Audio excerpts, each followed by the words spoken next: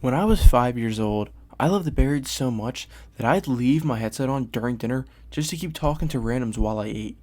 My mom thought something was wrong with me, but if you've ever played a zombies map, you already know what I'm talking about. Because here's the thing, not every map has it.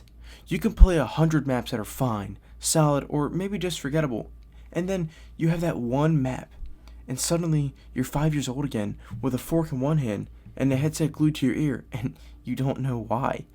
I've spent years trying to figure out what that feeling actually is, and the more maps I play, the more I realize it isn't just nostalgia. There's something these maps have that others don't. So today, I'm breaking down exactly what that is. By the end of this video, you'll know exactly why some maps have it and why others never will. Let's start with a map that most players won't even put in their top 10. Ask around, you'll get Origins, that Eisendrache, Shadows of Evil, but Kino barely gets mentioned anymore. Yet, say the words Kino der Toten to any zombies player and watch their face light up. I mean, that's the tell. That's it. Because it was never about being the best designed map. It's about the map that lives in your head, and Kino does that better than almost anything Treyarch's ever made. I mean, think about it. The teleporter, the theater, the song playing over your headset while you're getting swarmed, none of it is complicated. There's no crazy Easter egg quest line. There's no wonder weapon quest. It's you in a theater and survival. Now, compare that to a map like Zetsubou no Shima. I'll be honest, when Zetsubou dropped, I flat out refused to play it for weeks. And looking back, that tells you everything you need to know. It's not a bad map. Mechanically, it's fine. You've got thrashers, the spiders, a whole plant growing system built into the map, and 2 wonder weapons. The Skull of Non-Sopway, which can vaporize or stun zombies, and the KT-4, which shoots acid and can be upgraded into the Mass Immune. None of it is broken, but ask anyone, even people who've played hundreds of hours of zombies, to tell you one specific moment from Zetsubou and watch them go quiet. And that's the difference. Kino gives you a feeling before you can even explain why. Zetsubou gives you a lot to remember, but somehow less to miss. Just none of it seems to stay with you. It's proof that a map can be completely competent, 2 wonder weapons, unique mechanics, a real Easter egg, and still not have it. Mob of the Dead is one of those maps where you can understand why someone calls it the greatest zombies map ever made, and also understand why someone else never wants to play it again. You're 4 gangsters trapped in Alcatraz, and the map introduces afterlife. Instead of simply going down and waiting to be revived, you're pulled into a ghost state where you can move through certain areas and interact with things the living can't. Then there's Brutus, a boss who doesn't just chase you, he can disable perk machines, traps, and other utilities around the map, forcing you to spend points to get them working again. The map is actively working against you on purpose.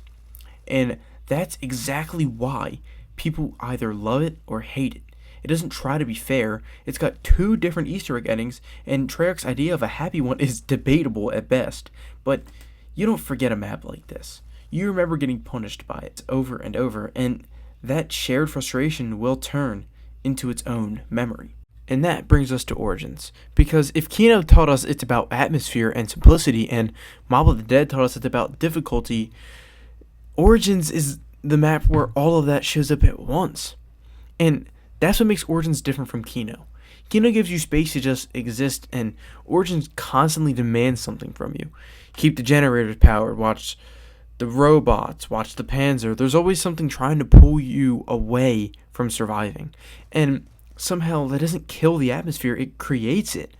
Ask anyone who's played Origins what they remember. It's not just round 40. It's not the Easter egg. It's a specific moment. Someone taking the staff you called dibs on at the start of the game. A Panzer spawning mid-Easter egg step. Running into the tank by accident because your friend paid for it just to get the staff part. That's it. Fully formed. Atmosphere and sound pulling you in. Difficulty and pressure keeping you there, and the people next to you turning all of it into a memory instead of just a match. So, does this mean that every great map has it? Doris has it, the first teleporters, the first Pack-a-Punch, Hellhounds. It's simple by today's standards, but it's the blueprint everything else is built on. Shadows of Evil has It, a noir crime city, four strangers pulled into a nightmare by the Shadow Man. The setting alone does all the work. Der Eisendrache has It, a snow-covered castle, four elemental bows, dragons. It's mechanically dense, but the atmosphere never gets buried under the systems. But here's where it gets interesting. Take a map like D Machine. It was generally well received, and its open layout gives players plenty of room to move and train. Ask a Zombies player years from now what they remember about it, and there's a real chance they go quiet, the same way they did with Zetsubou. Which tells you it was never about quality, really, ever. And maybe that's why I still think about Buried. It wasn't because Buried was perfect. It wasn't because it had the best Easter egg or the best weapons or even the gameplay. It's because I was 5. I had the randoms. I had a headset on while eating dinner. I had a whole night ahead of me, and for a few hours that map was my entire world. I didn't know I was making a memory. I was just playing zombies, and I think that's what it really is. You don't notice it when it's happening. You only realize years later that you weren't just playing a map, you were living in it.